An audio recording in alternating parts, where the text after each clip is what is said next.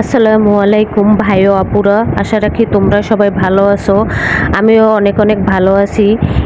আজকে আমি তোমাদের কাঁকরোলের তরকারি রান্না করে দেখাবো। তাই কিছু কাঁকরোল নিয়েছি।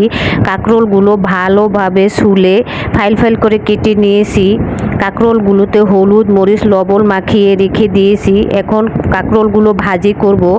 তার জন্য কড়াইতে তেল দিয়ে যে কাঁকরোলগুলো ভাজির জন্য দিয়ে দিচ্ছি।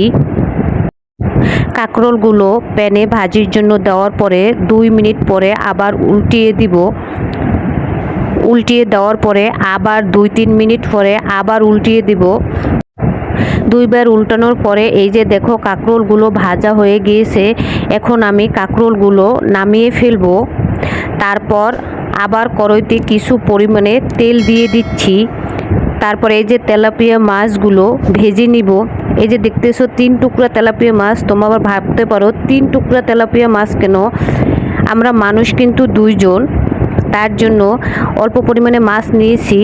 এই যে মাছগুলো উল্টিয়ে দিচ্ছি। তারপর আবার 2-3 মিনিট পরে আবার উল্টিয়ে দিব। এইভাবে মাছগুলো ভালোভাবে ভেজে নিয়েছি। এখন নামিয়ে ফেলবো। এইভাবে কাঁকরোল ভেজে তরকারি রান্না করে খেয়ে দেখো, খুবই স্বাদ হয়। এখন রান্না করার জন্য আমি একে একে পেঁয়াজ কুচি লবণ আদা রসুন বাটা দিয়ে ভালোভাবে কষিয়ে নিচ্ছি। যখন ভাজা ভাজা একটি ঘেরান চলে আসবে তখন পানি দিয়ে দিচ্ছি।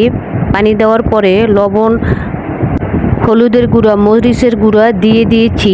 এখন ভালোভাবে নাড়াচাড়া করে কষিয়ে নিব। ভালোভাবে কষাতে হবে। ভালোভাবে কষালে তরকারিটা খুবই স্বাদ হয়। কষানোর পরে টমেটোর কুচিগুলো দিয়ে দিয়েছি। এখন টমেটো দেওয়ার ফলে ভালোভাবে কষিয়ে নিব। এখন কাঁকরোল রান্না করার জন্য পানি দিয়ে দিয়েছি। পানি দিয়ে ঢাকনা দিয়ে ঢেকে বলক আসা পর্যন্ত রেখে দিব। এখন ঢাকনা উঠিয়ে এই যে বলক এসে গিয়েছে। এখন ভেজে রাখা কাঁকরোলগুলো কড়াইতে দিয়ে দিচ্ছি। এই যে দেখতেছো ঝোলের পরিমাণ বেশি, যে পদ্মা নদীর সব পানি এখানে দিয়ে দিয়েছি তা মনে করো না। কাঁকরোল সিদ্ধ হতে একটু পানি বেশিই লাগবো, তার জন্য একটু ঝোল বেশি দিয়েছি। এই যে দেখো আমি কিভাবে ঢাকনা দিয়ে ঢেকে দিয়েছি। আমি কিন্তু ফাঁকা রেখে ঢাকনা দিয়ে ঢেকে দিয়েছি যেন ভাপটা বের হতে পারে।